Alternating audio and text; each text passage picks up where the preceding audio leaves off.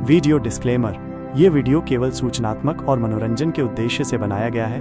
इस वीडियो में दी गई जानकारी को पेशेवर सलाह, मार्गदर्शन या कानूनी सलाह के रूप में नहीं माना जाना चाहिए। ये वीडियो 18 जोड़ सामग्री से युक्त हो सकता है, जो केवल परिपक्व और जिम्मेदार दर्शकों के लिए है।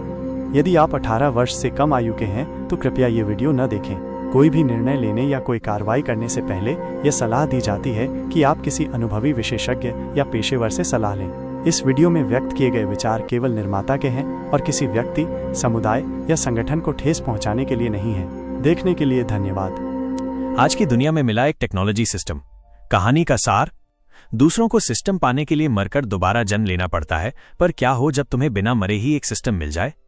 अर्नव मेहरा एक आम सा स्टूडेंट था जिसका एक हफ्ते में ग्रेजुएशन पूरा होने वाला था, लेकिन उसे एक अजीब से कारण की वजह से कॉलेज से निकाल दिया गया। इस वजह से उसके ऊपर स्टूडेंट लोन का भारी कर्ज आ गया और उसे चुकाने के लिए कोई डिप्लोमा भी नहीं था। लेकिन एक दिन उसे एक सिस्टम मिला जो खुद को एडवांस्ड टेक सिस्टम कहता था।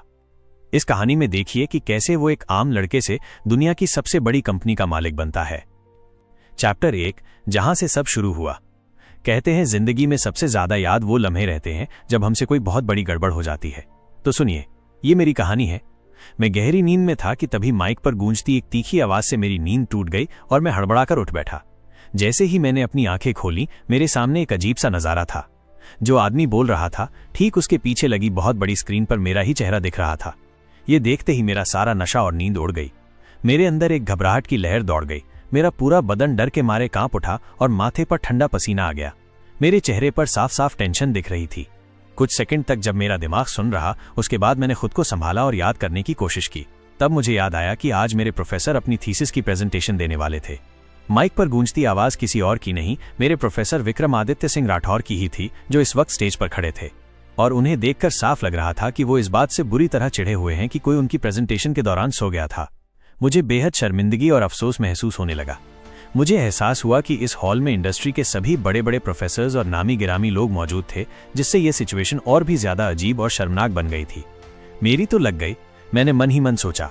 मेरा दिमाग चिंता से फटा जा रहा था। लेकिन इस सिचुएशन में फंसने के बाद मेरे पास कोई रास्ता नहीं था। मुझे बस हिम्मत करके इसका सामना करना था। आखिरकार जब मैं पहले से ही मुसीबत में हूं तो और डरने के लिए क्या बचा है। प्रोफेसर विक्रमादित्य सिंह राठौर गुस्से से आग बबूला हो रहे थे। आज वो टेक इंडस्ट्री के इतिहास में अपना नाम दर्ज कराने वाले थे, और इसी दिन किसी की हिम्मत कैसे हुई सोने की। जब उन्होंने ध्यान से देखा तो उन्हें याद आया कि ये लड़का उन गरीब घर के स्टूडेंट्स में से एक था जो उनकी क्लास में पढ़ता था। उन्होंने ऐसे स्टूडेंट्स को सिर्फ अपनी इमेज अच्छी बनाने के लिए एडमिशन दिया था। तो उन्होंने फैसला किया कि आज इस लड़के को सबक सिखाया जाएगा, उसे उसकी औकात बताई जाएगी।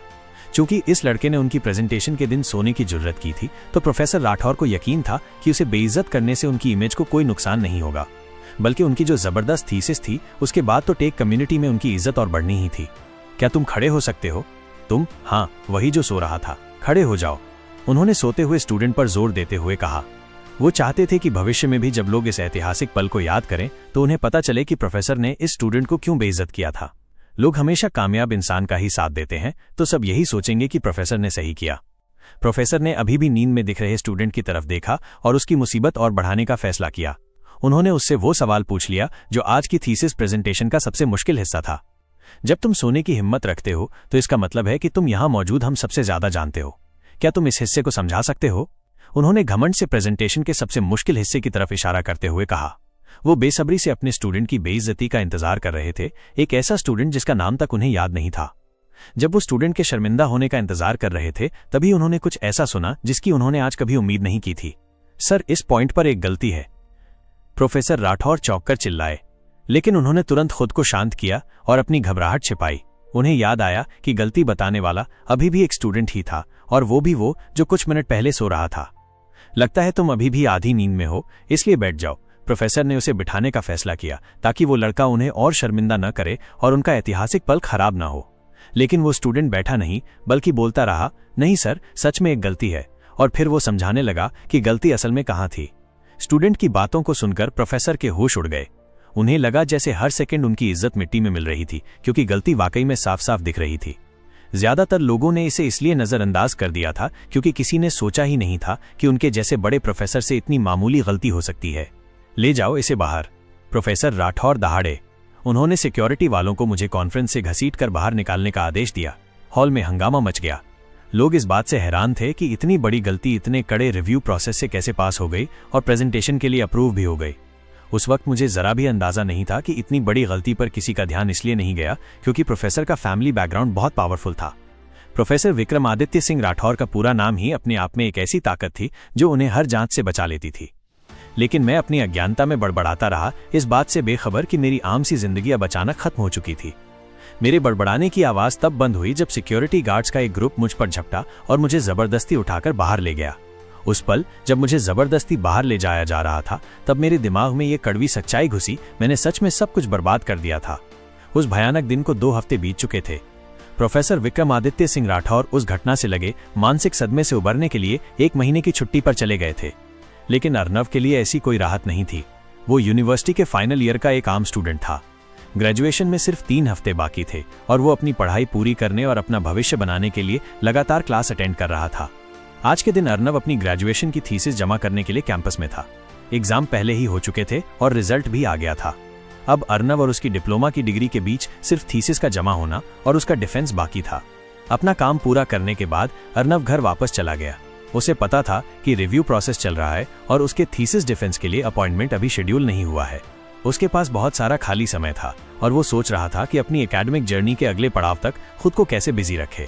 1 हफ्ते बाद, अपनी ग्रेजुएशन थीसिस जमा करने के 1 हफ्ते बाद अर्नव को यूनिवर्सिटी से एक ईमेल मिला। उसे उम्मीद थी कि ये उसके थीसिस डिफेंस की शेड्यूलिंग के बारे में होगा, इसलिए उसने बड़े उत्साह के साथ ईमेल खोला।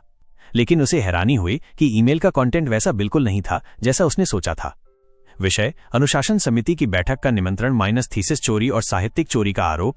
प्रिय अर्नव, हम आपको ये सूचित करने के लिए लिख रहे हैं कि आपके खिलाफ लगाए गए थीसिस चोरी और साहित्यिक चोरी के गंभीर आरोपों को संबोधित करने के लिए एक अनुशासन समिति की बैठक निर्धारित की गई है। ये बैठक 12 मई 2013 को सुबह 11:15 बजे इंजीनियरिंग फैकल्टी की बिल्डिंग में होगी। चोरी के आरोप एक बहुत ही गंभीर मामला है और हम उन्हें पूरी गंभीरता से लेते हैं। हमारे शैक्षणिक समुदाय के एक सदस्य के रूप में आपसे अपेक्षा की जाती है कि आप अकादमिक ईमानदारी के उच्चतम मानकों को बनाए रखें। हम समझते हैं कि यह आपके लिए एक मुश्किल समय हो सकता है, लेकिन यह महत्वपूर्ण है कि आप जांच में सहयोग करें ताकि हम एक निष्पक्ष और न्यायपूर्ण परिणाम तक पहुंच सकें।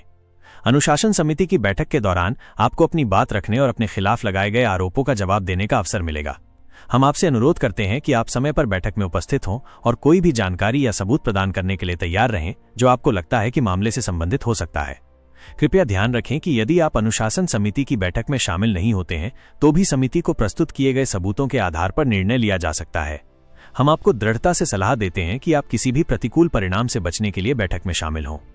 यदि आपके पास अनुशासन समिति की बैठक या आपके खिलाफ लगाए गए आरोपों के बारे में कोई प्रश्न या चिंता है तो कृपया हमसे संपर्क करने में संकोच न करें। हम इस प्रक्रिया में आपकी सहायता करने और आपका समर्थन करने के लिए यहाँ हैं। साभार, जतिन लूथरा, अनुशासन समिति, कोलंबिया यूनिवर्सिटी। ये पढ़कर अर्नव के होश उड़ गए। उसे पता था कि ये सच नहीं हो सकता। उसने अपनी थीसिस को 5 अलग अलग प्लेजरिज्म चेकर प्रोग्राम से चेक किया था और किसी में भी उसके काम से जरा सी भी समानता नहीं मिली थी। उसे साफ समझ आ गया कि ये या तो एक भयानक गलती थी या कोई जानबूझकर की गई साजिश। चाहे जो भी हो, वो जानता था कि इस बार वो बहुत बुरी तरह फंस गया है। तय दिन पर अर्नव मीटिंग की जगह पर पहुंचा। पिछली कोशिशों के बावजूद कि वो इस गलती को समझा सके, वो डिसिप्लिन कमेटी की सुनवाई के लिए पूरी तरह तैयार था।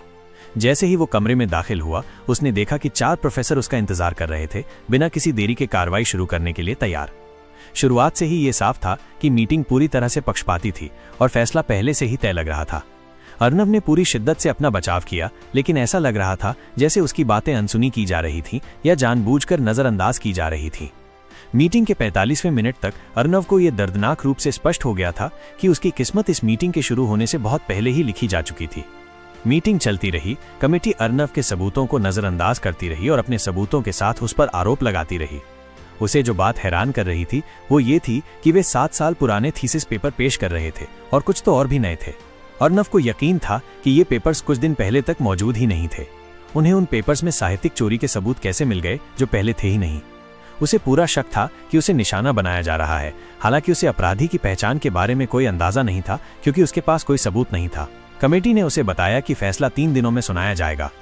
निराश होकर अर्नव अपने डॉर्मेट्री लौट आया। कोई भी अगला कदम उठाने से पहले कमेटी के फैसले का इंतजार करने लगा। यह वसंत का एक खुशनुमा दिन था और कोलंबिया यूनिवर्सिटी का कैंपस उत्साह से भरा हुआ था। 2013 में ग्रेजुएट हो रही 2009 की क्लास का जश्न मनाने के लिए परिवार और दोस्त इकट्ठा हुए थे। गाउन और टोपियों के उस समंदर के बीच अर्नव खड़ा था, एक नौजवान जो गुस्से, उदासी और निराशा से भरा हुआ था। जैसे ही उसने भीड़ में अपनी जगह ली और ग्रेजुएशन के कपड़ों में अपने दोस्तों पर नजर डाली, अर्नव उन पलों को याद करने लगा जो उसे इस मोड़ पर ले आए थे। 4 साल हो गए थे जब उसने पहली बार इस कैंपस में कदम रखा था, उम्मीद और दृढ़ संकल्प से भरा हुआ कि वो अपनी यूनिवर्सिटी के अनुभव का पूरा फायदा उठाएगा। अब वो यहाँ था, अपनी जिंदगी के एक नए अध्याय की दहलीज पर, हाथ में निष्कासन का नोटिस लिए और उस क्रूर दुनिया का सामना करने के लिए तैयार जो उसका इंतजार कर रही थी। गुस्सा अर्नव के अंदर उबल रहा था जब उसे याद आया कि कैसे उसे ग्रेजुएशन सेरेमनी के दिन ही ग्रेजुएशन से वंचित कर दिया गया था, क्योंकि वे अपने फैसले की घोषणा को टालते रहे। ठीक उसी दिन उसके प्रोफेसर ने उसे उनके फैसले के बारे में बताया। फैसला पूरी तरह से बकवास था। उसने पहली बार किसी को ईमेल के जरिए निकाले जाते हुए देखा था।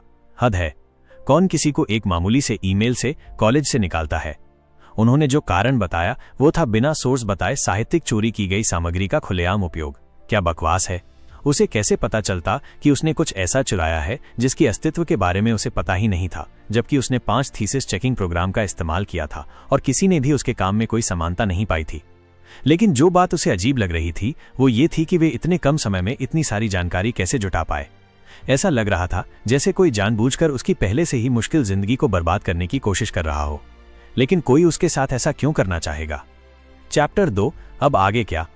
जैसे ही ग्रेजुएशन सेरेमनी खत्म हुई, अर्नव अपना सारा सामान इकट्ठा करने के लिए अपनी डॉर्मेट्री की ओर भारी कदमों से चल पड़ा। कॉलेज से निकाले जाने के बाद उसे 1 हफ्ते के अंदर कैंपस छोड़ना था। हालांकि उसने उनके फैसले के खिलाफ अपील की, लेकिन अधिकारियों ने उसे मना कर दिया। उन्होंने साफ साफ कह दिया कि उसके खिलाफ मिले ठोस सबूतों के कारण उसे अब दोबारा अपील करने की इजाजत नहीं दी जाएगी। इसलिए उसे सलाह दी गई कि वो उनका समय बर्बाद न करे और कैंपस से जबरदस्ती बाहर फेंके जाने से पहले खुद ही जाने की तैयारी शुरू कर दे। निराशा और हताशा से भरे भारी मन के साथ अर्नव को अकेले ही यूनिवर्सिटी छोड़नी पड़ी। उसे विदा करने के लिए आसपास कोई नहीं था, क्योंकि उस पर आरोप लगने के बाद उसने अपने लगभग सभी दोस्त खो दिए थे। उसके जो 2 दोस्त बचे थे वे भी उसे विदा नहीं कर सके, क्योंकि उन्हें ग्रेजुएट्स के लिए रखी गई जरूरी मीटिंग में शामिल होना था। जहां तक उसके बाकी दोस्तों का सवाल है, जैसे ही ये खबर फैली उन्होंने उसे छोड़ दिया था, जो अपने आप में काफी अजीब था। जब वो घर पहुंचा तो उसने अपने माता पिता को उसका इंतजार करते पाया। वे पूरी कहानी विस्तार से सुनने के लिए उत्सुक थे, क्योंकि उन्होंने केवल उसका एक छोटा सा सारांश सुना था।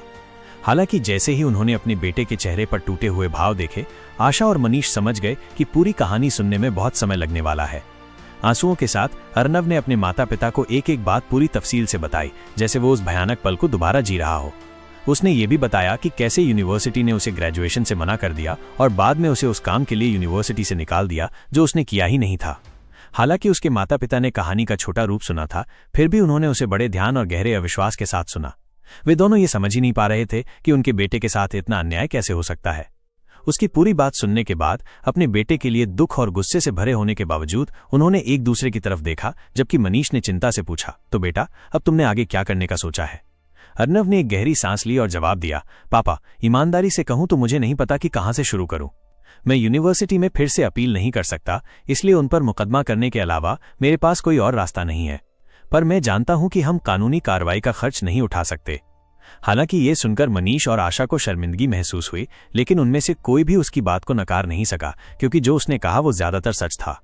लेकिन वे ये भी समझ गए कि उनका बेटा ये उन्हें शर्मिंदा करने के लिए नहीं कह रहा था, बल्कि बस उन्हें ये बता रहा था कि उनकी आर्थिक स्थिति के कारण इस अन्याय के खिलाफ लड़ने का उसका एकमात्र रास्ता भी बंद हो गया है। तो मुझे एक पार्ट टाइम नौकरी ढूंढनी होगी, क्योंकि मेरे पास डिप्लोमा नहीं है और मेरे फील्ड की ज्यादातर नौकरियों के लिए डिप्लोमा जरूरी है, अर्नव ने कहा। उसका रवैया ऐसा था जैसे उसने यूनिवर्सिटी में वापस जाने की कोशिश करने का विचार पहले ही छोड़ दिया हो। और पापा, ये भी हो सकता है कि मुझे नौकरी भी न मिले, क्योंकि किसी वजह से ये बात लीक हो गई है कि मैंने अपनी थीसिस में साहित्यिक चोरी की है। इसलिए पूरी इंडस्ट्री में मेरी पहले से ही एक नेगेटिव इमेज बन चुकी है। अर्नव ने अपने माता पिता और अपने छोटे भाई रोहन, जो इन सब बातों से बेखबर था, के सामने गाली देने से खुद को रोकते हुए कहा। अर्नव के माता पिता मेहनती लोग थे, जिन्होंने अपने बेटे को बेहतरीन शिक्षा देने के लिए बहुत त्याग किया था। हालांकि अपनी पूरी कोशिशों के बावजूद वे अभी भी गुजारा करने के लिए संघर्ष कर रहे थे और उनके पास अपने बेटे की कानूनी लड़ाई में मदद करने के लिए आर्थिक साधन नहीं थे।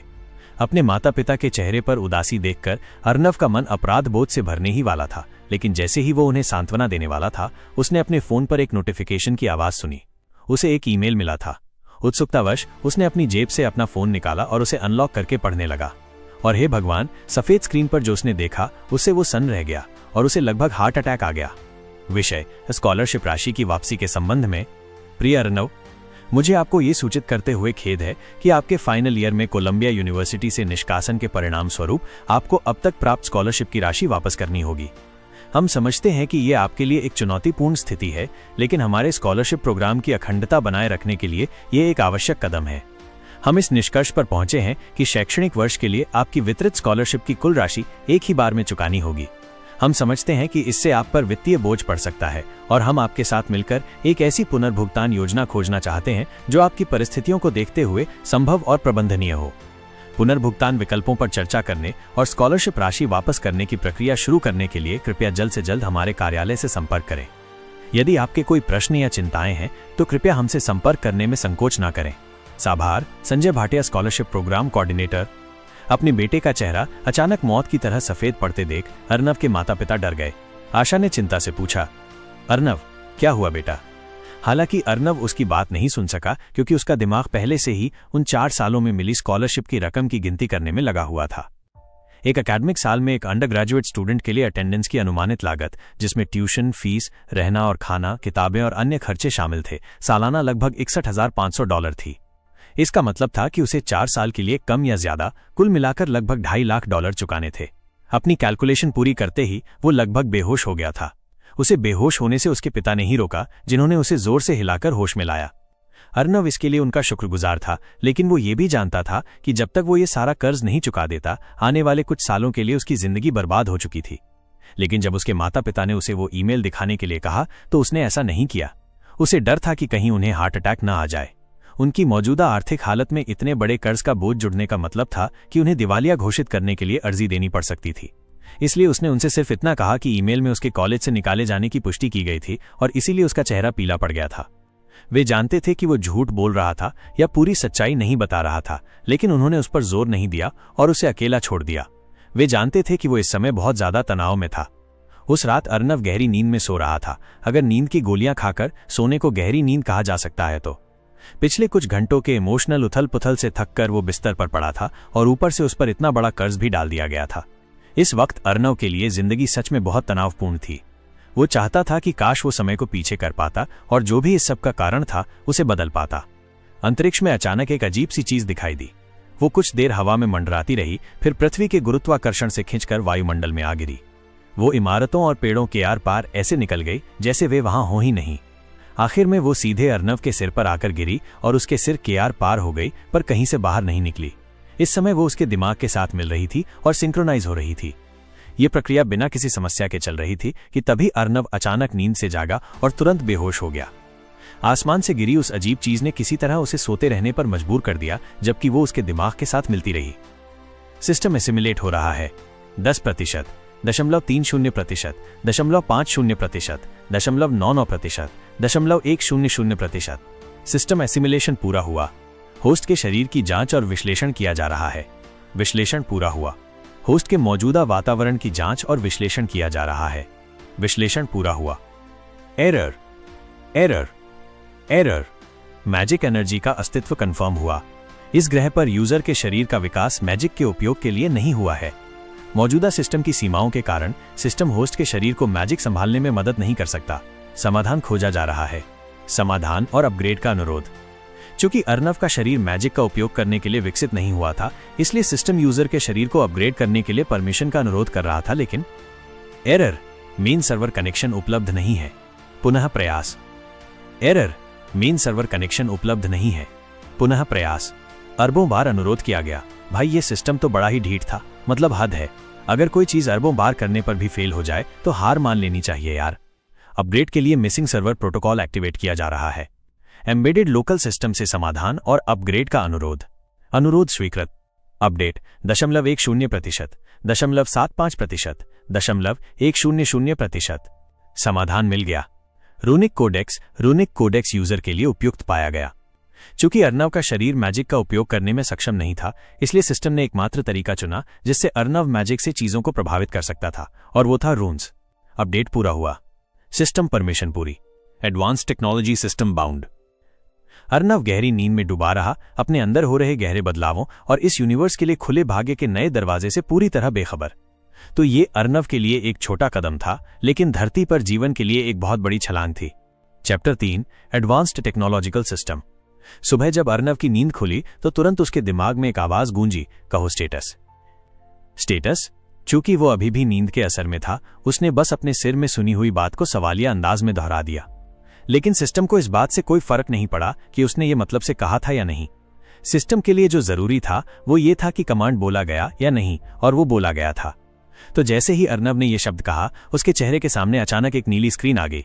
स्टेटस, नाम अर्नव मेहरा, उम्र 22, ऊंचाई 1.89 metres, system class rune master, shop search, SP की मात्रा 1 लाख, क्वेस्ट डेली क्वेस्ट, मजबूत बनने के तरीके 100 pushups 0/100, 100 crunches 0/100, 100 squats 0/100, 10 kilometre running 0/10, इनाम 100 एसपी।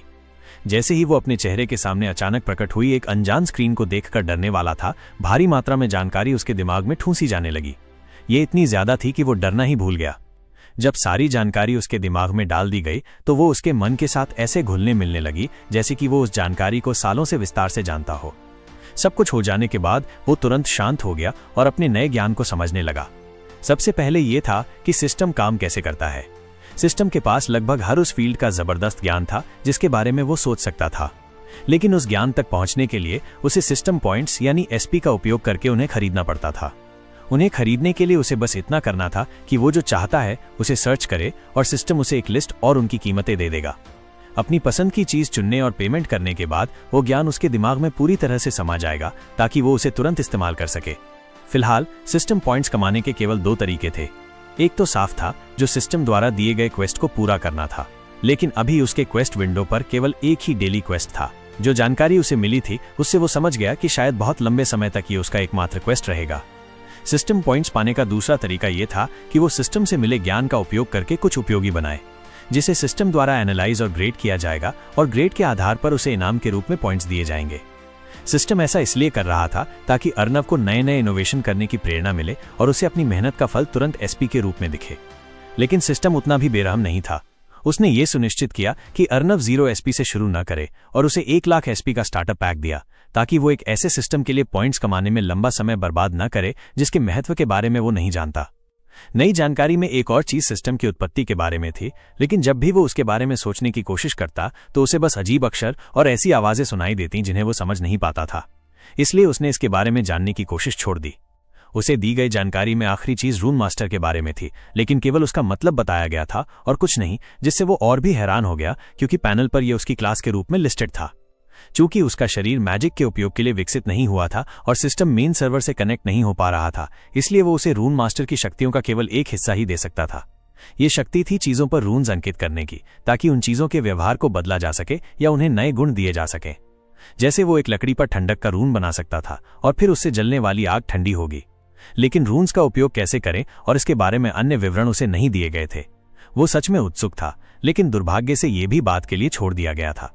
लगभग 30 मिनट अपनी इस नई हकीकत को स्वीकार करने में बिताने के बाद वो अपने बिस्तर से उठा और फ्रेश होने के लिए बाथरूम चला गया। जब वो तैयार होकर अपने कमरे से निकला तो वो नाश्ते के लिए अपने परिवार के साथ शामिल होने के लिए डाइनिंग टेबल की ओर गया और तभी उसने देखा कि उसकी माँ की आंखें सूजी हुई थीं। ये देखकर उसके दिल में एक चुभन सी हुई। वो जानता था कि उसकी माँ जरूर रात भर सोई नहीं होंगी और उन्होंने रोते हुए काफी समय बिताया होगा, तभी उनकी आंखें सूजी हुई थीं। ये ख्याल आते ही उसके मन में गुस्सा भर गया। उसने मन ही मन कसम खाई कि वो अपने परिवार को दोबारा ऐसी स्थिति से नहीं गुजरने देगा, और उसने ये भी ठान लिया कि वो पता लगाकर रहेगा कि उसके साथ हुए इस अन्याय का जिम्मेदार कौन है, ताकि वो अपनी माँ के आंसुओं का 100 गुना बदला ले सके। उसने चुपचाप अपना नाश्ता किया और इस विषय को नहीं उठाया, क्योंकि ऐसा लग रहा था कि उसकी माँ इसे उससे छिपाने की कोशिश कर रही थी। नाश्ते के बाद वो अपने कमरे में वापस चला गया, क्योंकि उसे कुछ गहरी सोच विचार करनी थी, योजनाएं बनानी थी, भविष्य की प्लानिंग करनी थी और एक बहुत बड़ा कर्ज चुकाना था। 7 घंटे बाद वो जॉगिंग के कपड़े पहनकर अपने कमरे से निकला, क्योंकि उसे एक क्वेस्ट पूरा करना था। अपने कमरे में बिताए समय के दौरान वो सिस्टम शॉप को खंगाल रहा था। जब उसने शॉप में छानबीन शुरू की तो उसे ज्ञान की अलग अलग शाखाएं मिली जो हर उस टेक्नोलॉजी से भरी थीं जिसके बारे में वो सोच सकता था। उसके और उस ज्ञान के बीच एकमात्र चीज सिस्टम पॉइंट्स थी, और उसके पास जो एसपी थे वे उस ज्ञान के समंदर के सामने एक बूंद जैसे थे। इसलिए कुछ घंटे बिताने और कीमत के आधार पर चीजों को छांटने के बाद उसे कुछ ऐसा मिला जिसका वो पैसा कमाना शुरू करने और अपने भारी कर्ज से बाहर निकलने के लिए उपयोग कर सकता था। Program bug zapper. विवरण: ये एक ऐसा प्रोग्राम है जिसका मुख्य उद्देश्य किसी भी दूसरे प्रोग्राम में कमजोरी का पता लगाना और समस्या का समाधान इस तरह से बताना है जो यूजर के लिए आसान, पेशेवर और कुशल हो। इतिहास: इसका उपयोग सबसे पहले वर्ष 2134 में अम्ब्रेला कॉर्पोरेशन द्वारा अपने सिस्टम की सुरक्षा के लिए किया गया था। इसे आम जनता के लिए वर्ष 2200 में जारी किया गया था। कीमत 1 लाख एसपी। उसने इसे इसलिए चुना क्योंकि वो इसका उपयोग तेजी से पैसा कमाने और अपना कर्ज चुकाने के लिए कर सकता था। वो नहीं चाहता था कि उसके माता पिता को उस कर्ज के बारे में पता चले। साथ ही उसके लिए इसका उपयोग करने के तरीके सोचना आसान था क्योंकि ये उसी विषय का ज्ञान था जिसे वो यूनिवर्सिटी में अपनी मेजर पढ़ाई के रूप में पढ़ रहा था, इसलिए उसके लिए शुरुआत करना बहुत आसान था। ये तय करने के बाद कि वो किस दिशा में जाना चाहता है, उसने वो ज्ञान खरीद लिया। इसके बाद उसे अपनी जिंदगी का सबसे भयानक सिरदर्द होने लगा क्योंकि ज्ञान उसके दिमाग में डाउनलोड और समाहित हो रहा था। लेकिन वो जल्द ही बेहोश हो गया, इसलिए उसे ज्यादा कुछ महसूस नहीं हुआ। जब वो जागा तो उसने महसूस किया कि उसके पास एक बिल्कुल नया और गहरा ज्ञान था। उसे पता था कि वो प्रोग्राम कैसे बना सकता है। वो प्रोग्राम के कोड के छोटे छोटे हिस्सों का भी उपयोग कर सकता था और उन्हें दूसरी जगहों पर लागू कर सकता था। तो बेहोश होने से पहले हुआ सिरदर्द इसके लायक था, उसने सोचा। उसने अपने बचे हुए एसपी की मात्रा को देखा जो अब 0 एसपी थी। उसे दुख हुआ कि उसके पास असीमित एसपी नहीं थे जहां वो अपनी पसंद की कोई भी चीज सीख सकता था। इसलिए वो उठा, अपने कपड़े बदले और दौड़ने चला गया क्योंकि उसे एक डेली क्वेस्ट पूरा करना था। अगर वो पॉइंट्स कमाना चाहता था तो शुरुआत करनी ही थी, चाहे इनाम कितना भी छोटा क्यों ना हो। और इस तरह एक सिस्टम के साथ उसकी यात्रा वन पंच मैन वाली कसरत पूरी करने के लिए दौड़ने से शुरू हुई। और किसी की जिंदगी में जोरदार तमाचा पड़ने वाला था, काश उसे ये पता होता। चैप्टर 4, पहला कदम। पार्क की हरी भरी घास पर कई पुशअप्स करने के बाद अर्नव जमीन से उठा। उसकी सांसें तेज और थकी हुई थीं। अपनी सांसों को काबू में करने के बाद उसने जॉगिंग शुरू कर दी। उसके कदम चिकने और सहज थे, जैसे वो हरे भरे मैदान पर तैर रहा हो। हर कदम के साथ उसे अपनी मांसपेशियों में जान आती महसूस हो रही थी। उसके पैर एक स्थिर लय के साथ नरम धरती पर पड़ रहे थे। सुबह का सूरज उस पर चमक रहा था और जैसे ही वो खुले मैदानों से गुजर रहा था, उसकी लंबी परछाइयां बन रही थी। उसका पूरा ध्यान अपने आसपास के नजारों और आवाजों पर था। अभी अभी पूरी की गई जोरदार कसरत के बावजूद वो आगे बढ़ता रहा, हर पल खुद को और ज्यादा धकेलता रहा। उसकी सांसें गहरी और अधिक संतुलित होती गईं। उसका शरीर एक बेहतरीन एथलीट की तरह पूरी शक्ति और शान के साथ दौड़ रहा था। ये तब तक जारी रहा जब तक कि उसके सामने एक स्क्रीन नहीं आ गई। तभी वो समझ गया कि उसकी आज की ट्रेनिंग खत्म हो गई है। क्वेस्ट पूरा हुआ, इनाम 100 एसपी। कुछ गहरी सांसें लेने के बाद उसने अपने मौजूदा एसपी की संख्या को देखा जो अब केवल 400 एसपी थी। ये जानते हुए कि सिस्टम शॉप पर सबसे सस्ती चीज भी लगभग 85,000 एसपी की है, उसे एहसास हुआ कि उसे बहुत लंबे समय तक दौड़ना होगा, या फिर उसे सिस्टम से सिखाए गए ज्ञान का बहुत अच्छी तरह से उपयोग करना होगा ताकि डेली क्वेस्ट से मिलने वाले छोटे पॉइंट्स की भरपाई हो सके। जब वो घर लौटा तो उसने अपनी माँ को टीवी देखते हुए पाया। हो गई तुम्हारी कसरत? अर्नव की माँ ने रिमोट से खेलते हुए पूछा। हाँ माँ, आज सामान्य से ज्यादा समय लग गया क्योंकि मैं जॉगिंग के बीच में थोड़ा आराम करने लगा था। बेटा, मुझे कोई एतराज नहीं है, पर तुमने अचानक ये सब कसरत करना क्यों शुरू कर दिया? माँ, मुझे अपना तनाव निकालने के लिए कुछ करना था, वरना मैं ज्यादा सोच सोचकर पागल हो जाता। इसीलिए मैंने कसरत शुरू करने का फैसला किया, क्योंकि जब मैं थक जाता हूँ तो मैं मुश्किल विषयों के बारे में नहीं सोच पाता और ये मुझे कुछ बुरे ख्यालों से बचाता है। अर्नव ने आधा सच बताया और बाकी आधा हिस्सा छिपा लिया कि ये एक क्वेस्ट था। ठीक है बेटा, तुम जानते हो ना कि तुम मुझसे अपने मन की कोई भी बात कह सकते हो, अर्नव की माँ ने धीरे से कहा, ये दिखाने के लिए कि उन्हें अपने बेटे की वाकई में परवाह है। बिल्कुल माँ, मुझे पता है, अर्नव मुस्कुराया। ये जानकर उसे सुकून मिला कि उसके पास एक परिवार है जिस पर वो निर्भर रह सकता है, और यही वो आखिरी हिम्मत थी जिसकी उसे जरूरत थी। उसने अपने और अपने परिवार के बेहतर भविष्य के लिए अपनी लंबी यात्रा पर अपना पहला कदम उठाने का फैसला कर लिया था। बाथरूम से बाहर आने के बाद अर्नव अपनी कुर्सी पर बैठा हुआ देखा जा सकता था। वो सोच रहा था कि सिस्टम से मिले ज्ञान का उपयोग कैसे किया जाए। उसने सिस्टम से प्रोग्राम को शब्द दर शब्द कॉपी इसलिए नहीं किया क्योंकि सिस्टम का प्रोग्राम समय से बहुत ज्यादा आगे का था और वो मौजूदा इंटरनेट इंफ्रास्ट्रक्चर में बेकार साबित होता। उसे मौजूदा प्रोग्राम्स और साइट्स पर काम करने लायक बनाने के लिए प्रोग्राम को आसान बनाना था। इसीलिए उसे यह तय करने में 1 हफ्ता लग गया कि प्रोग्राम को उसकी क्षमता बनाए रखते हुए कैसे आसान बनाया जाए। आप इसे अनुवाद की तरह सोच सकते हैं। सिस्टम द्वारा दिया गया प्रोग्राम उन प्रोग्राम्स को चेक करने के लिए डिजाइन किया गया था जो साल 2100 और उसके बाद लिखे गए थे। उसे उस सिस्टम का अनुवाद करना था ताकि वो उससे पहले लिखे गए प्रोग्राम्स पर काम कर सके, और इस तरह उसका काम शुरू हुआ। उसने धीरे धीरे अपना प्रोग्राम लिखना शुरू किया, ये सुनिश्चित करते हुए कि उसका प्रोग्राम हर तरह की कमजोरियों को खोजने में सक्षम हो जिनका दूसरे लोग फायदा उठा सकते हैं और उन्हें एक समझने योग्य तरीके से लिस्ट कर सके। जबकि इसका पहला फंक्शन अपने आप में ही जबरदस्त था, प्रोग्राम का दूसरा फंक्शन उन बेहतरीन तरीकों में से एक था जिससे वो अपनी आय को दोगुना कर सकता था। उसे प्रोग्राम पूरा करने में 2 हफ्ते लग गए, लेकिन वे 2 हफ्ते शांति से नहीं बीते, क्योंकि जब उसने स्कॉलरशिप डिपार्टमेंट के ईमेल का जवाब दिया तो उन्होंने कहा कि उसे एक मीटिंग के लिए उनसे मिलना होगा ताकि वे पेमेंट प्लान पर बात कर सकें। लेकिन जब उसने उन्हें जवाब दिया कि वो अभी मीटिंग के लिए नहीं आ सकता तो उन्होंने उसे अलग अलग प्लान भेजे जिनमें से वो अपनी रीपेमेंट शुरू करने के लिए एक चुन सकता था। विकल्प थे: 1. एकमुश्त भुगतान, 2. किश्तों में भुगतान योजना, 3. आय आधारित भुगतान योजना। लेकिन उनमें से हर एक उसके लिए अलग अलग कारणों से मुश्किल था। जहां तक एकमुश्त भुगतान की बात है, उसके पास उसका 5वां हिस्सा भी नहीं था कि वो इस विकल्प को चुन सके।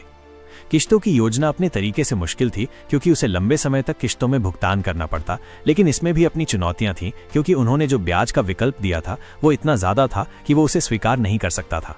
और तीसरे विकल्प को वो इसलिए नहीं चुन सकता था क्योंकि इस योजना को चुनने के लिए उसके पास कोई आय ही नहीं थी। तो वो एक तरह से हर तरफ से फंस गया था।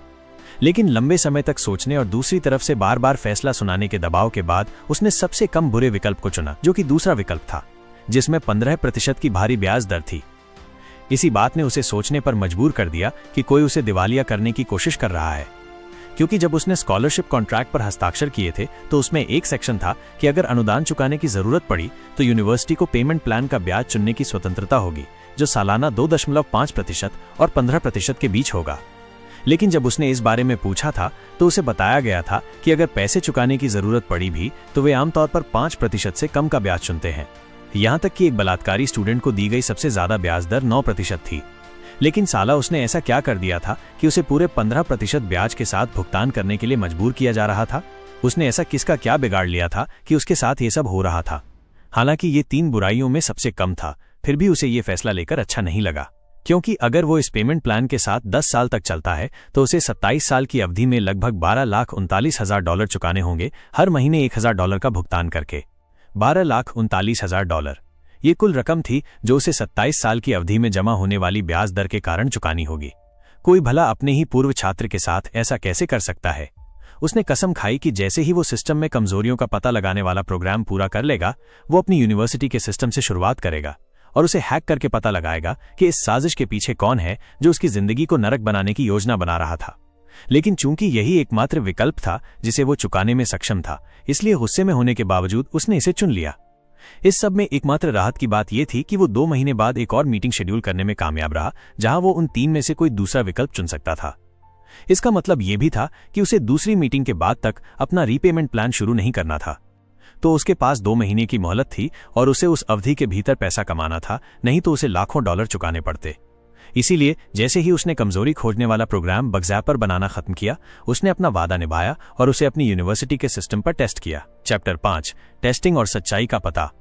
प्रोग्राम ने यूनिवर्सिटी के सिस्टम की सुरक्षा को तोड़ने के लिए हर उस लूपहोल एक्सप्लॉइट को टेस्ट करना शुरू कर दिया, और फायरवॉल तो जैसे हलवा थी, मानो उसका कोई वजूद ही न हो। यूनिवर्सिटी ने अपने सिस्टम की सुरक्षा के लिए भले ही भारी भरकम रकम खर्च की थी, लेकिन अर्नव के प्रोग्राम की नजरों में ये एक टैंक के खिलाफ लड़ रहे बच्चे जैसा लग रहा था। प्रोग्राम ने सुरक्षा की धज्जियां उड़ा दी, हर कमजोरी का विस्तार से ब्यौरा दिया और ये भी बताया कि उसका फायदा कैसे उठाया जा सकता है। इसे इतने आसान तरीके से बताया गया था कि एक नौसिखिया प्रोग्रामर भी सिस्टम का फायदा उठा सकता था। जब सिस्टम को यूनिवर्सिटी के सिस्टम से गुजरते हुए 7वां घंटा बीत गया, तब भी वो और ज्यादा कमजोरियां लिस्ट करता जा रहा था। इसे पूरा होने में इतना ज्यादा समय लगने के कुछ कारण थे। पहला कारण यह था कि मेरा कंप्यूटर सस्ता था, क्योंकि मेरा परिवार हमारी आर्थिक स्थिति को बिगाड़े बिना एक महंगा कंप्यूटर नहीं खरीद सकता था। इस समय मेरा सस्ता कंप्यूटर गर्मी से इतना तप रहा था कि उस पर आमलेट बन जाए। मुझे घर के पंखे का उपयोग करके एक जुगाड़ू कूलिंग सिस्टम बनाना पड़ा। दूसरा कारण यह था कि प्रोग्राम साल 2100 के दशक में बनाया गया था। इसका मतलब था कि उसके पास उससे पहले और बाद के सालों की कमजोरियों की एक लंबी लिस्ट थी। लेकिन उस समय के दौरान ये कमजोरियां लगभग सभी को पता थी, इसलिए उन्हें डेवलपमेंट के दौरान ही हटा दिया गया था। पर चूंकि वो इस यूनिवर्स में उस समय से कई साल पहले था, इसका मतलब था कि उनमें से ज्यादातर की तो खोज भी नहीं हुई थी, यानी प्रोग्राम को ढेरों कमजोरियां मिल रही थी। यही कारण था कि वो उसके कंप्यूटर को भट्टी बना रहा था। जब सिस्टम ने यूनिवर्सिटी सिस्टम की कमजोरियों को स्कैन करना शुरू किया, उसके तीसरे दिन उसने अपना काम पूरा किया। फिर उसने एक पूरी रिपोर्ट लिखना शुरू कर दिया कि कैसे उन कमजोरियों का फायदा उठाया जा सकता है और उन्हें कैसे ठीक किया जाए। लेकिन चूंकि सिस्टम की अकुशलता को भी सिस्टम की कमजोरियों में गिना जाता था, इसलिए उसने उन्हें भी लिस्ट किया और उन्हें ठीक करने का तरीका भी बताया। इससे उसे ये उम्मीद मिली कि वो इस प्रोग्राम का उपयोग पैसे के लिए दूसरे लोगों के प्रोग्राम को ऑप्टिमाइज करने के लिए भी कर सकता है। लेकिन पहले उसे ये जानना था कि कौन उसकी जिंदगी को नरक बनाने पर तुला हुआ था। अंतिम पीडीएफ डॉक्यूमेंट 1200 पन्नों का था और उनमें से लगभग 400 पन्ने कमजोरियों और उनका फायदा उठाने के तरीकों के बारे में थे, जिसमें यह विस्तार से बताया गया था कि यह कैसे किया जा सकता है। बाकी के पन्ने ऑप्टिमाइजेशन और उन 400 पन्नों की कमजोरियों को ठीक करने के तरीकों के बारे में थे। इसलिए उसने पूरा डॉक्यूमेंट पढ़ने में अपना समय लिया और वो हर सेकंड का आनंद ले रहा था, क्योंकि वो जानता था कि जब वो इसके बारे में सब कुछ सीख लेगा और उसे लागू करेगा तो वो ये पता लगा पाएगा कि कौन उसकी जिंदगी के साथ खिलवाड़ कर रहा था। उसे पूरा डॉक्यूमेंट पढ़ने और उसमें लिखी हर बात को समझने में 5 घंटे लगे। अगर आप कुछ हैक करना चाहते हैं तो एक सबक यहाँ है, आपको 5 कदम उठाने होंगे। पहला कदम है जानकारी जुटाना। इस कदम में आप बस टारगेट के बारे में जानकारी इकट्ठा करते हैं। दूसरा कदम है स्कैनिंग। इस चरण में डेटा को स्कैन करने के लिए पोर्ट स्कैनर, नेटवर्क मैपर और वल्नरेबिलिटी स्कैनर जैसे टूल्स का उपयोग शामिल है। तीसरा कदम है एक्सेस हासिल करना। इस चरण में हैकर पहले और दूसरे चरण के दौरान एकत्र किए गए डेटा की मदद से टारगेट के नेटवर्क का ब्लूप्रिंट डिजाइन करता है। चौथा कदम है एक्सेस बनाए रखना। एक बार जब हैकर एक्सेस हासिल कर लेता है तो वो भविष्य के हमलों के लिए उस एक्सेस को बनाए रखना चाहता है। पांचवा और आखिरी कदम है सबूत मिटाना। एक बार एक्सेस मिल जाने के बाद हैकर अपने निशानों को मिटाने की कोशिश करता है। लेकिन चूंकि अर्नव के प्रोग्राम ने ज्यादातर हिस्से पूरे कर लिए थे, उसे केवल एक कदम उठाना था, तीसरा कदम। जहां तक चौथे और पांचवें कदम का सवाल है, उसे उन्हें करने की जरूरत नहीं थी, क्योंकि जिस तरह से वो एक्सेस हासिल करने जा रहा था उससे कोई निशान पीछे नहीं छूटता। ये उसके प्रोग्राम द्वारा इस्तेमाल किया गया सबसे बेहतरीन हमला था। अर्नव को उसके कंप्यूटर के सामने गुस्से से कांपते हुए देखा जा सकता था। अगर आप देखते कि वो क्या पढ़ रहा था तो आपको पता चलता कि वो प्रोफेसर विक्रमादित्य सिंह राठौर द्वारा डिसिप्लिनरी कमेटी में किसी को भेजे गए ईमेल पढ़ रहा था।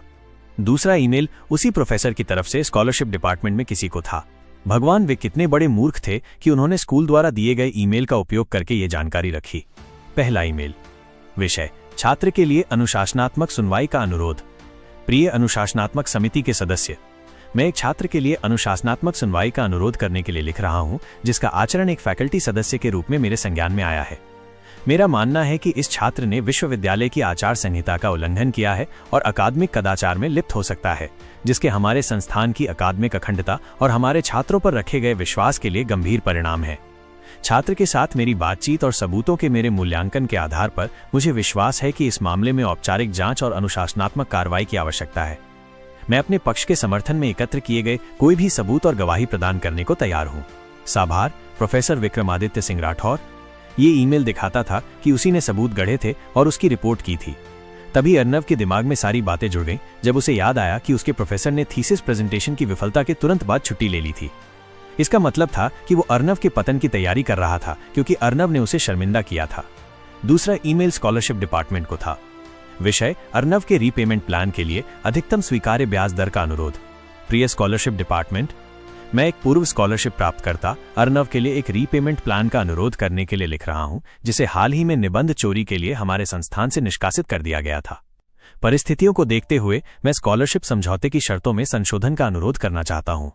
विशेष रूप से मैं अनुरोध कर रहा हूं कि अर्नव के लोन पर ब्याज दर को संशोधित करके 15% की अधिकतम स्वीकार्य दर पर कर दिया जाए। मेरा मानना है कि ये उचित है, क्योंकि ये उसे उसकी गलतियों के लिए एक उदाहरण के रूप में स्थापित करेगा। साभार, प्रोफेसर विक्रमादित्य सिंह राठौर। हद है, इस आदमी ने स्कॉलरशिप डिपार्टमेंट को भी लिख दिया था। अर्नव इस जानकारी का उपयोग प्रोफेसर और यूनिवर्सिटी पर मुकदमा करने के लिए अपने फायदे के लिए कर सकता था, लेकिन उसे उन्हें यह बताना होगा कि उसे ये निजी ईमेल कहां से मिले, तो ये उस पर उल्टा पड़ सकता था। साथ ही चूंकि उसे अभी भी नहीं पता था कि प्रोफेसर ने उसकी सुनवाई में सबूत के तौर पर इस्तेमाल की गई थीसिस कैसे गढ़ी थी, इसलिए उसके लिए और सबूतों की तलाश जारी रखना बेहतर था। लेकिन इससे उसे थोड़ी राहत मिली। अतीत में किसी समझदार आदमी ने कहा था, किसी समस्या को हल करने का पहला कदम यह जानना है कि उसका कारण क्या है। चूंकि उसे आखिरकार पता चल गया था कि भड़काने वाला कौन था, रहस्य का पर्दा हट गया था और अनजाने का डर भी इसके साथ हट गया था।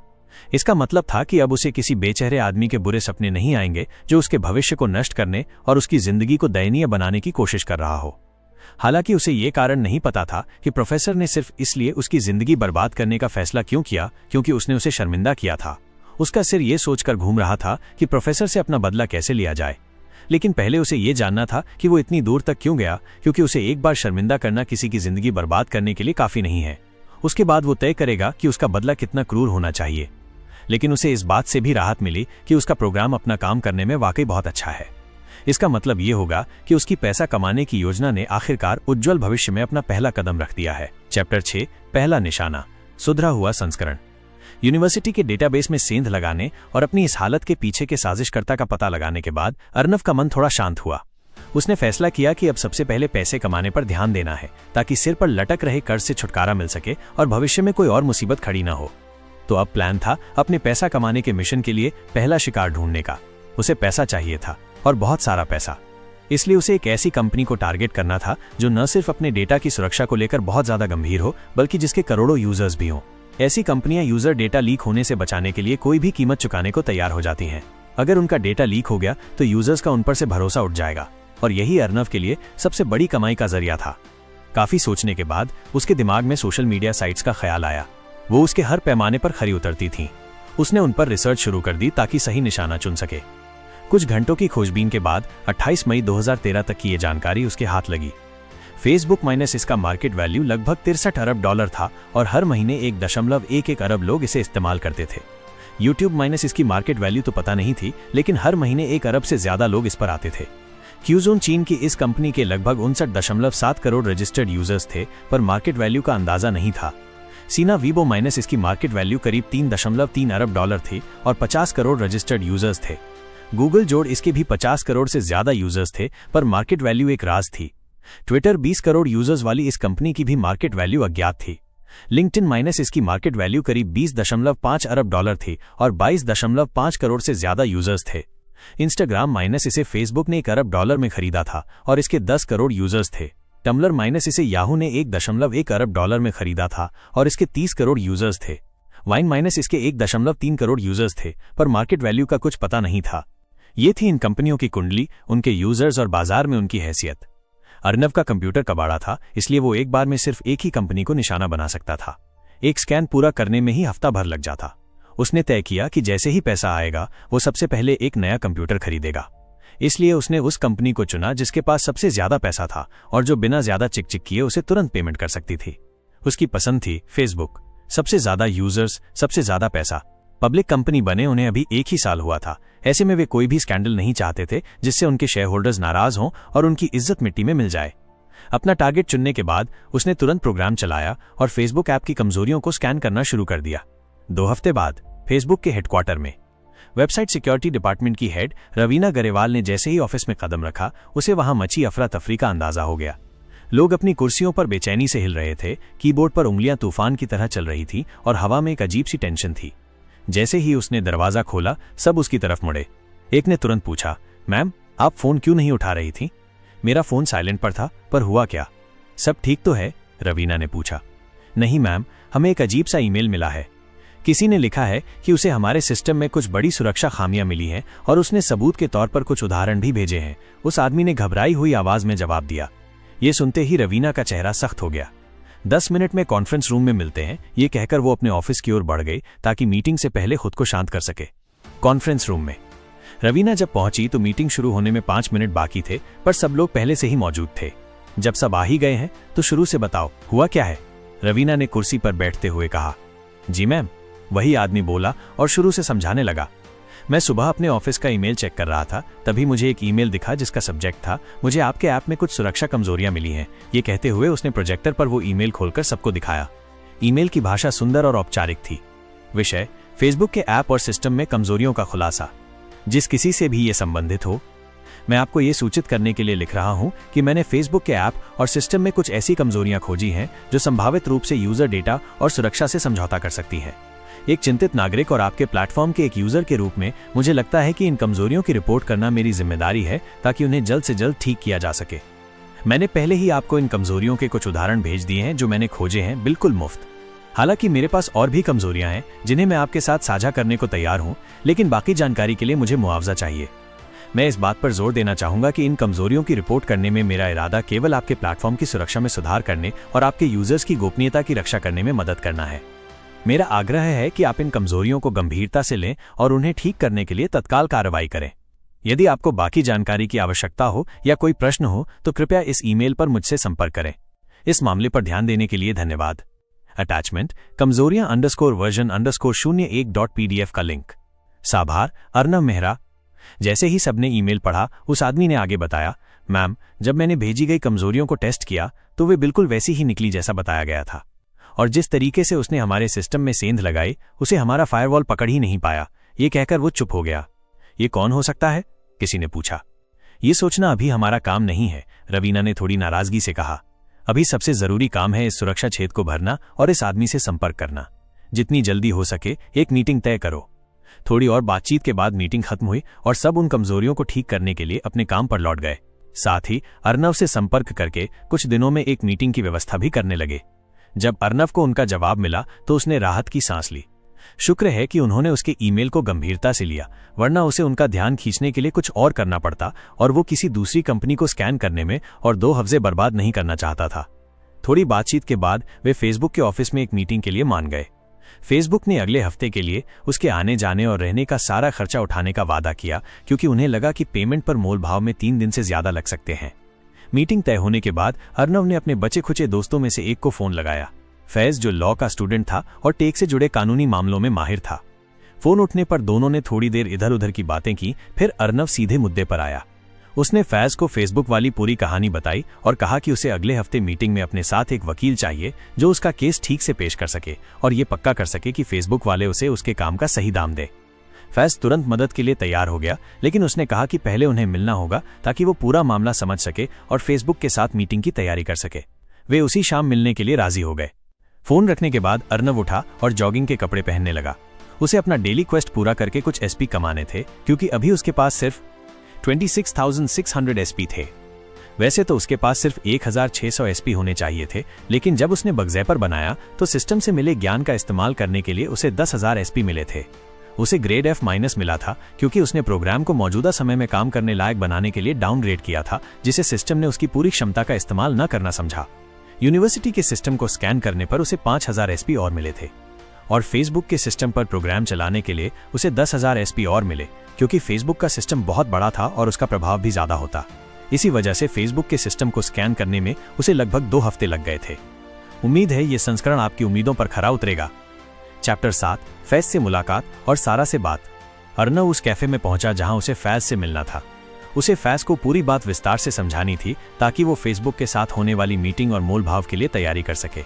अर्नव ने अपने लिए ड्रिंक ऑर्डर की ही थी कि 3 मिनट बाद फैज भी आ गया। उसने अर्नव से हाथ मिलाया, उसे गले लगाया और फिर उसके सामने वाली कुर्सी पर बैठ गया। कैसा है तू भाई? उस दिन के बाद से सब कैसे संभाल रहा है? फैज ने चिंता से पूछा। शुरुआत में बहुत मुश्किल था, पर अब मैं काफी अच्छे से सब संभाल रहा हूँ। मुझे खुद पर हैरानी हो रही है, अर्नव ने मुस्कुराते हुए जवाब दिया। हालांकि उसने ये नहीं बताया कि किस चीज से उसे हिम्मत मिल रही थी, लेकिन वो उस चीज का शुक्रगुजार था। अगर सिस्टम ना आया होता तो उसे इस सदमे से उबरने में बहुत ज्यादा समय लगता, और ऊपर से जिस तरह यूनिवर्सिटी वालों ने उस पर इतना बड़ा कर्ज डाल दिया था, अगर उसे कहीं से कोई मदद न मिलती तो वो शायद पागल ही हो जाता। मैं भी हैरान हूं। मुझे लगा था कि तू अब भी मेरे फोन नजरअंदाज कर रहा होगा। मैंने सोचा नहीं था कि तू खुद पहले फोन करेगा, फैज ने मुस्कुराते हुए कहा। यार, जो लोग खुद को मेरा दोस्त कहते थे उनमें से ज्यादातर ने तो अफवाहें सुनते ही मुझे छोड़ दिया, मुझसे सच जानने की कोशिश तक नहीं की। मुझे डर था कि तुम दोनों, जो मेरे आखिरी कुछ दोस्तों में से थे, तुम भी मेरा साथ छोड़ दोगे। इसीलिए मैं तुझसे और सारा से बच रहा था। अर्नव ने चेहरे पर दोस्तों से मिले धोखे का दर्द दिखाते हुए कहा। तूने सारा के फोन का भी जवाब नहीं दिया? फैज ने हैरानी से पूछा। उसे उम्मीद नहीं थी कि अर्नव सारा को नजरअंदाज करेगा, क्योंकि वे दोनों उससे मिलने से पहले से ही दोस्त थे। मैं उसके फोन से इसलिए बच रहा था क्योंकि वो मेरा सिर खा जाती। पूछती रहती कि अगर मैंने नकल की थी तो उसे बेहतर तरीके से क्यों नहीं छिपाया या कुछ और। अर्नव ने मुस्कुराते हुए जवाब दिया। वो जानता था कि सारा उसे कभी नहीं छोड़ती, चाहे कुछ भी हो जाए। वो हाई स्कूल के दिनों से उसकी दोस्त थी, जहां वे फैज से मिले थे। हाँ, ये तो मैं सोच ही सकता था, फैज सारा के बर्ताव को याद करके हंसते हुए बोला। हंसी से शांत होने के बाद उसने पूछा, तो ये फेसबुक वाला क्या मामला है? हाँ, तो हुआ ये कि अर्नव ने फैज को समझाना शुरू किया कि उसे फेसबुक में कुछ कमजोरियां मिली और उसने उन्हें ईमेल करके इस बारे में बताया।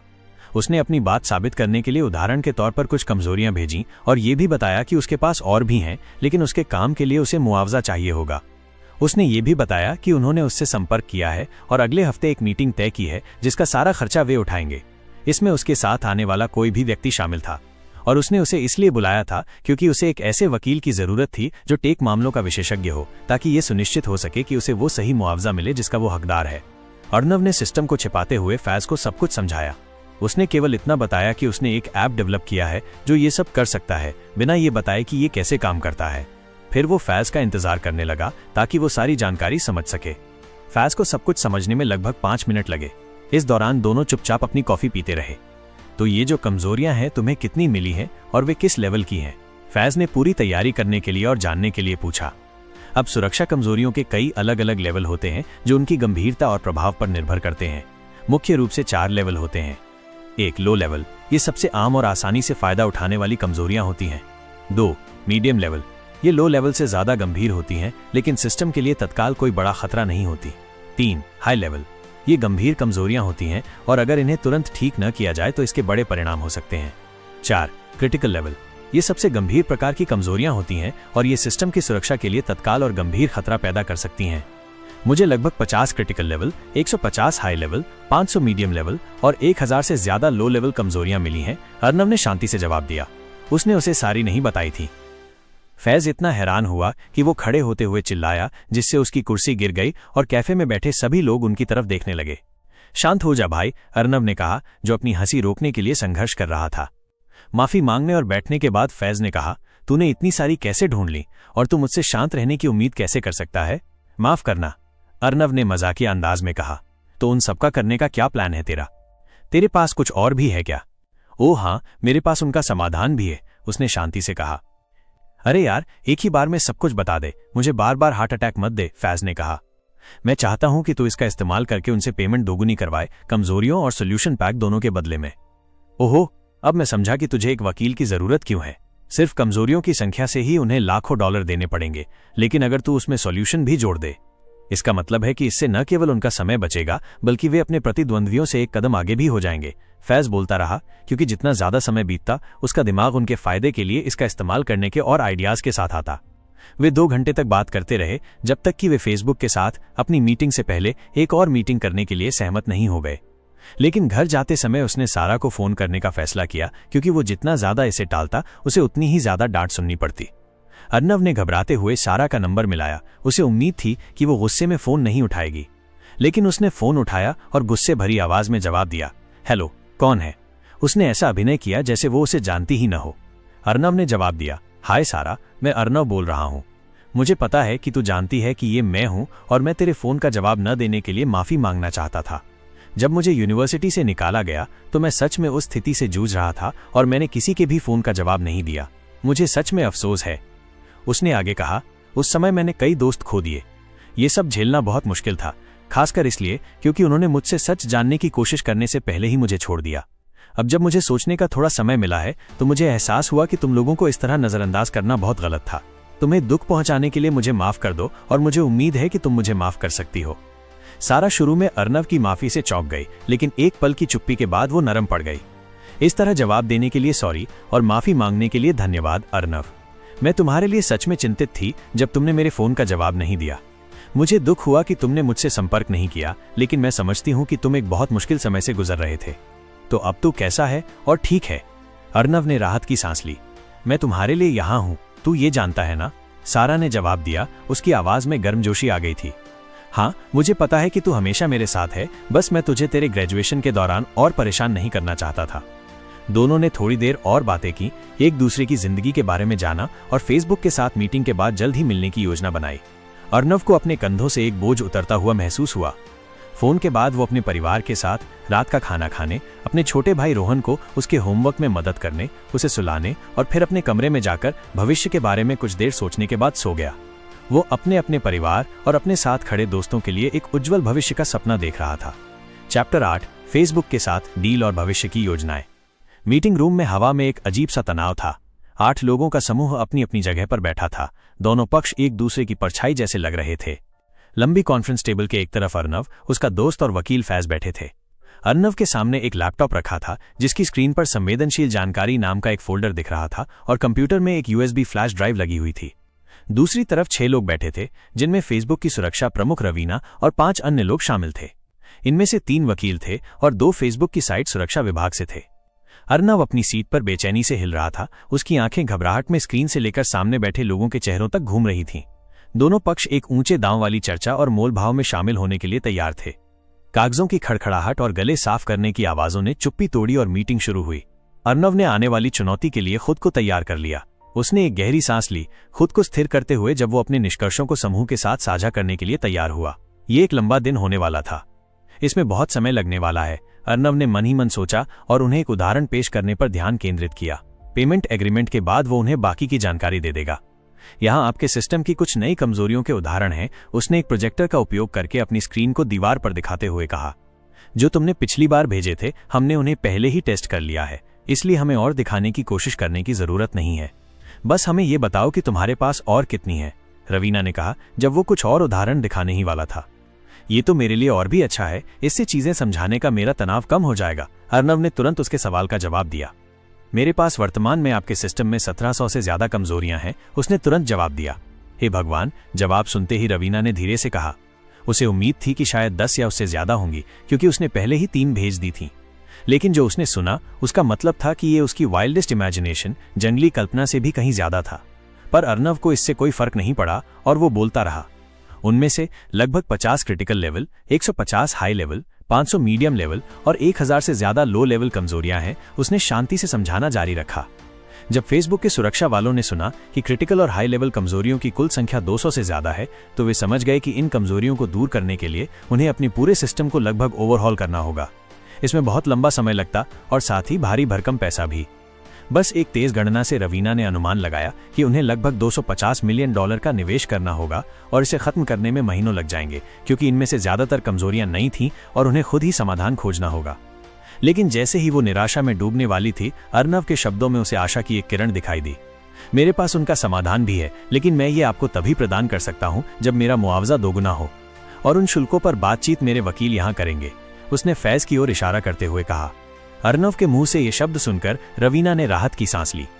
वो सच में उसे अपनी टीम में नौकरी पर रखना चाहती थी, लेकिन वो जानती थी कि जब वो अकेले काम करके ज्यादा कमा सकता है तो वो किसी के लिए काम नहीं करना चाहेगा।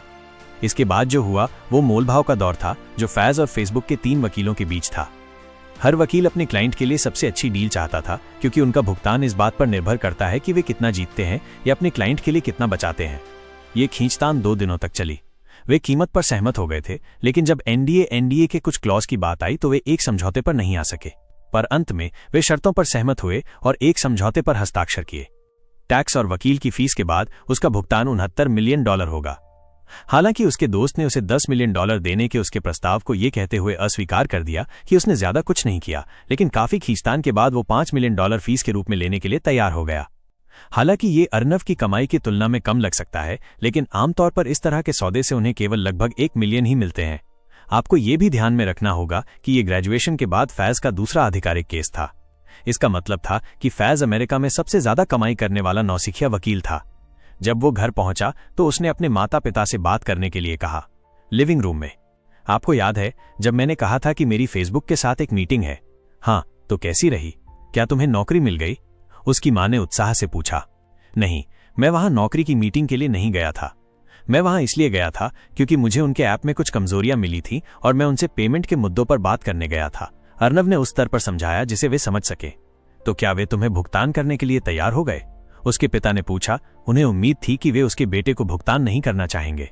नहीं, वे मुझे भुगतान करने के लिए तैयार हो गए।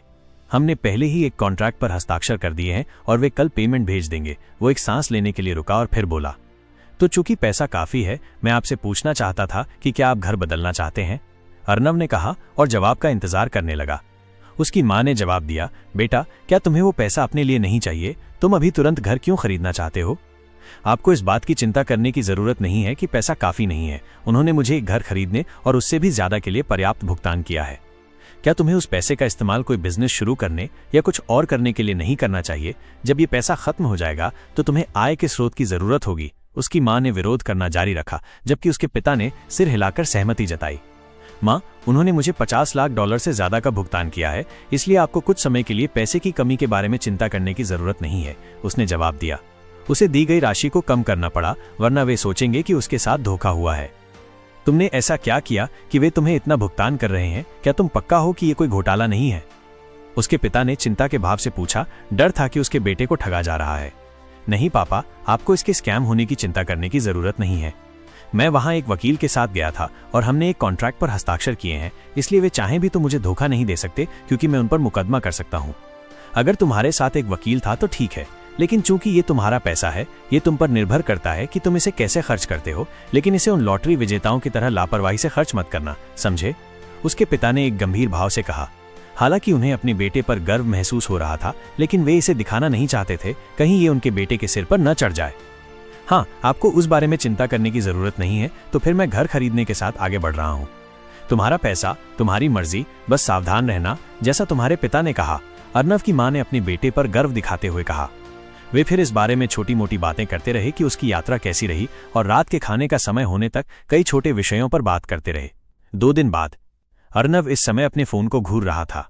स्क्रीन पर उसका बैंक अकाउंट स्टेटमेंट दिख रहा था, जो था $6,90,27, $6,90,27। ये पहली बार था जब उसका बैंक खाता $1000 के आंकड़े को पार कर गया था। अब जब उसे पैसा मिल चुका था तो उसे ये योजना बनाने की जरूरत थी कि उसे बहुत अच्छी तरह से कैसे इस्तेमाल किया जाए ताकि ये उसे महानता की ओर ले जाए।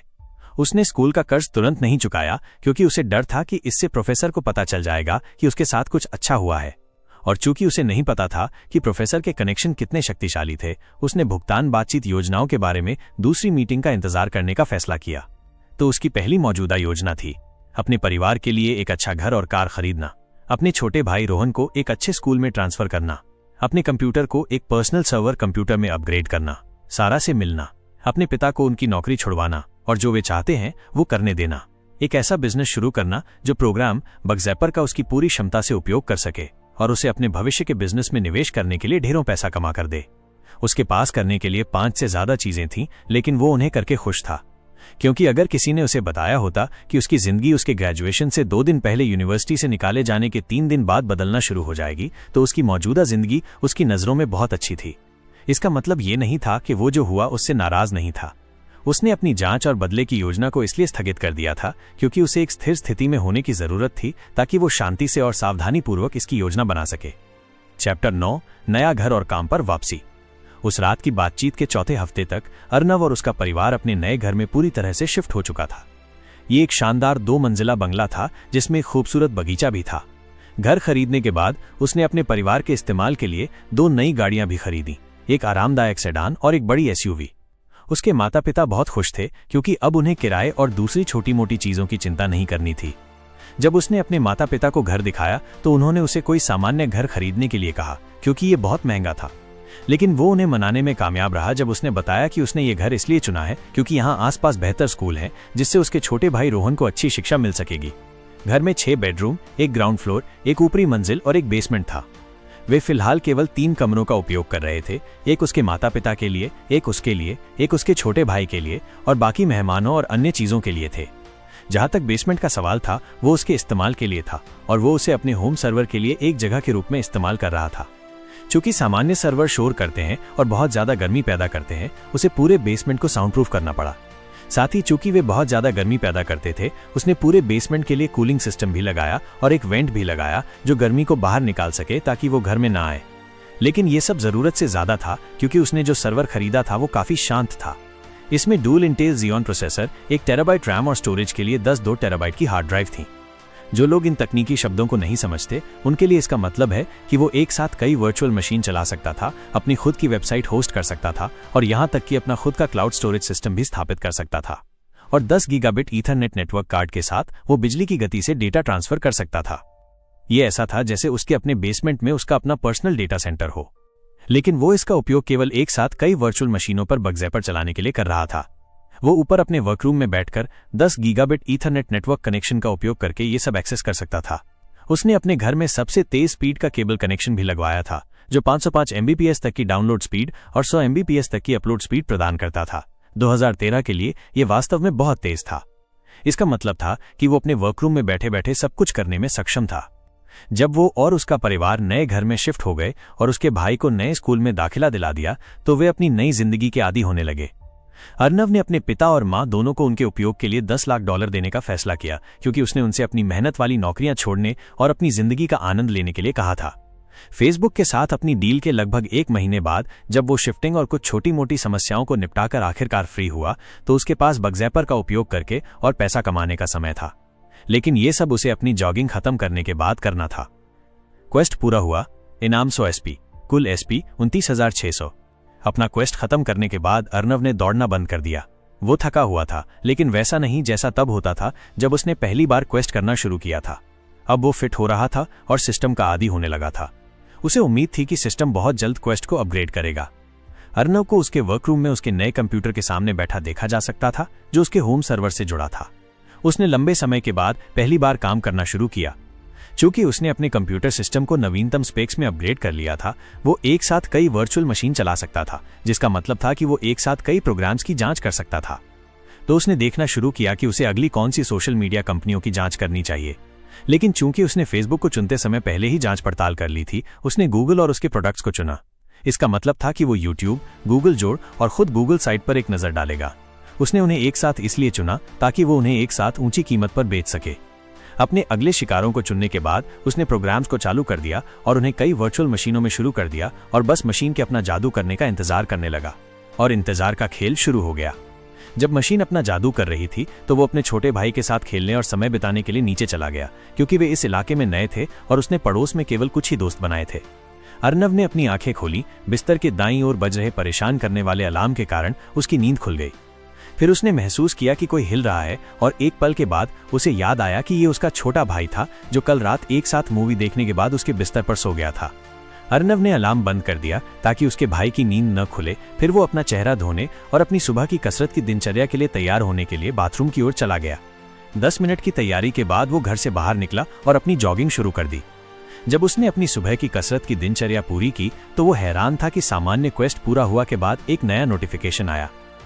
मील का पत्थर हासिल हुआ, इनाम 10,000 एसपी, क्वेस्ट अपडेट, नया क्वेस्ट, डेली क्वेस्ट, मजबूत बनने के तरीके, 250 pushups 0/250, 250 crunches 0/250, 250 squats 0/250, 10 kilometre running 0/10, इनाम 500 एसपी।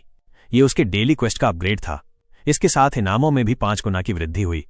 इससे अर्नव खुश हो गया, क्योंकि इसका मतलब था कि वो जितना मजबूत होता जाएगा उसके इनाम उतने ही ज्यादा होते जाएंगे। मतलब एक समय ऐसा भी आ सकता है जहां वो प्रति डेली क्वेस्ट 1 लाख एसपी कमा सकता है। हालांकि उसके लिए उसे शायद चांद पर दौड़कर वापस आना पड़े, लेकिन उम्मीद रखने में क्या हर्ज है ना? वापस लौटने के बाद उसने खुद को साफ किया, नाश्ता किया और अपने वर्करूम की ओर चला गया। जब उसने अंदर जाकर अपने कंप्यूटर की जांच की कि प्रक्रिया कैसी रही, तो उसने पाया कि प्रक्रिया 3 घंटे पहले पूरी हो चुकी थी और उसने तीनों ऐप्स के लिए रिपोर्ट लिखना भी पूरा कर लिया था। तो उसने तीनों डॉक्यूमेंट्स को देखना शुरू किया और उसे थोड़ा ज्यादा समय लगा, क्योंकि वे वास्तव में बहुत लंबे थे। लगभग 5 घंटे के बाद वो आखिरकार सभी फाइलों को पढ़ना पूरा कर पाया।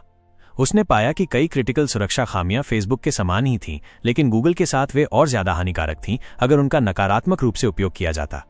उदाहरण के लिए, एक क्रिटिकल सुरक्षा खामी थी जो गूगल प्रोडक्ट्स पर किसी भी अकाउंट की सुरक्षा को लगभग बेकार बना देती थी। एक और क्रिटिकल खामी उसे किसी भी व्यक्ति के एंड्रॉयड डिवाइस तक पहुंच देती थी। इसका मतलब था कि वर्तमान में वो गूगल के किसी भी एडमिन से कम नहीं था, बल्कि असल में उसके पास गूगल के किसी भी एडमिन से ज्यादा पहुंच थी। अर्नव को और भी ज्यादा कमजोरियां मिलती रहीं जो बद से बदतर होती जा रही थी, जिसका मतलब था कि अगर वो चाहे तो गूगल को उसका आधा मार्केट शेयर गंवा सकता था। ऐसा कर पाने का मतलब था कि गूगल उन्हें इतना भुगतान करेगा कि वे उन्हें नुकसान पहुंचाने के बारे में सोचेंगे भी नहीं। चूंकि उसे एक अच्छा लूप होल मिल गया था, उसे अपने उपयोग के लिए उसका फायदा उठाने की जरूरत थी। उसने गूगल के सर्वर तक पहुंचकर उनके ईमेल डिपॉजिटरी तक पहुंच प्राप्त करके शुरुआत की। जब वो उन तक पहुंचने में कामयाब रहा तो उसने अपने प्रोफेसर के ईमेल की खोज की, और जब उसे वो मिल गया तो उसने उसके सभी ईमेल अपने होम सर्वर पर डाउनलोड करना शुरू कर दिया। चूंकि उसकी डाउनलोड स्पीड तेज थी, 500 MB, इसे डाउनलोड पूरा करने में लगभग 20 घंटे लगेंगे। क्योंकि उसे ये सुनिश्चित करना था कि कोई उस पर शक न करे, उसे डाउनलोड किए जा रहे ईमेल को सामान्य ईमेल की तरह दिखाना था, इसलिए उसने एक सीमा तय की कि एक बार में कितने डाउनलोड किए जा सकते हैं। हालांकि वो कोई निशान पीछे नहीं छोड़ेगा। सर्वर से कुछ डाउनलोड करने का मतलब है कि कोई भी जो सर्वर के मेमोरी उपयोग को देख रहा है वो ये पता लगा सकता है कि भारी मात्रा में डेटा कहीं डाउनलोड किया जा रहा है। लेकिन जब वो जो चाहता था उसे डाउनलोड करना पूरा कर लेगा तो वो सर्वर की मेमोरी से उसका इतिहास हटा सकता है, जिससे ऐसा लगेगा कि वो वहां कभी था ही नहीं। यही कारण था कि उसे एक बार में डाउनलोड की मात्रा को सीमित करना पड़ा। और इंतजार का खेल शुरू हो गया, इस उम्मीद के साथ कि उसे इस बारे में और जानकारी मिलेगी कि उसके प्रोफेसर ने उसके पतन की योजना कैसे बनाई। लेकिन जब डाउनलोड बैकग्राउंड में चल रहा था तो उसने इंतजार के समय का उपयोग उसी महत्व या उससे ज्यादा महत्व के काम के लिए करना शुरू कर दिया। तो उसने एंड्रॉयड में मिली खामी का उपयोग करके प्रोफेसर के फोन तक पहुंचने की शुरुआत की। वो फोन को इसलिए ढूंढ पाया क्योंकि उसके पास प्रोफेसर का फोन नंबर था। फोन तक पहुंच प्राप्त करने के बाद उसने फोन से भी सब कुछ डाउनलोड करना शुरू कर दिया, लेकिन इसमें ज्यादा समय लगना था क्योंकि उसे डाउनलोड स्पीड को इतना धीमा करना था कि फोन ज्यादा गर्म ना हो या उसका इंटरनेट बहुत धीमा ना हो जाए, ताकि प्रोफेसर को अपने डिवाइस पर शक ना हो। वो कंप्यूटर इंजीनियरिंग पढ़ाता था, इसलिए अगर उसे शक हो गया तो खेल खत्म हो जाएगा। वो शक से मुक्त होने के लिए बस फोन को पूरी तरह से फैक्ट्री रीसेट कर देगा। चैप्टर 10, भविष्य की योजना। 59,600 SP। कंप्यूटर द्वारा 3 ऐप्स की कमजोरियों की जांच पूरी करने के बाद उसके पास वर्तमान में इतने SP थे। उम्मीद है कि जब मैं ये सब पूरा कर लूंगा तो मुझे सारे जवाब मिल जाएंगे, अर्नव ने डाउनलोड हो रहे ईमेल और फोन की जानकारी का इंतजार करते हुए सोचा। तो जब वो डाउनलोड पूरा होने का इंतजार कर रहा था, उसने एप्पल के iOS की ओर बढ़ने का फैसला किया। उसने अपनी एक वर्चुअल मशीन खोली और एप्पल को अगले सिस्टम के रूप में चुनने के बाद ऐप शुरू कर दिया। जैसे ही प्रोग्राम ने अपना काम। वीडियो को अंत तक देखने के लिए शुक्रिया। हमारे साथ जुड़े रहने के लिए चैनल को सब्सक्राइब करें और तुरंत अपडेट्स पाने के लिए हमारा टेलीग्राम चैनल ज्वाइन करें। लिंक डिस्क्रिप्शन में है। धन्यवाद। Video disclaimer. ये वीडियो केवल सूचनात्मक और मनोरंजन के उद्देश्य से बनाया गया है। इस वीडियो में दी गई जानकारी को पेशेवर सलाह, मार्गदर्शन या कानूनी सलाह के रूप में नहीं माना जाना चाहिए। ये वीडियो 18 जोड़ सामग्री से युक्त हो सकता है, जो केवल परिपक्व और जिम्मेदार दर्शकों के लिए है। यदि आप 18 वर्ष से कम आयु के हैं तो कृपया ये वीडियो न देखें। कोई भी निर्णय लेने या कोई कार्रवाई करने से पहले यह सलाह दी जाती है कि आप किसी अनुभवी विशेषज्ञ या पेशेवर से सलाह लें। इस वीडियो में व्यक्त किए गए विचार केवल निर्माता के हैं और किसी व्यक्ति, समुदाय या संगठन को ठेस पहुंचाने के लिए नहीं हैं। देखने के लिए धन्यवाद।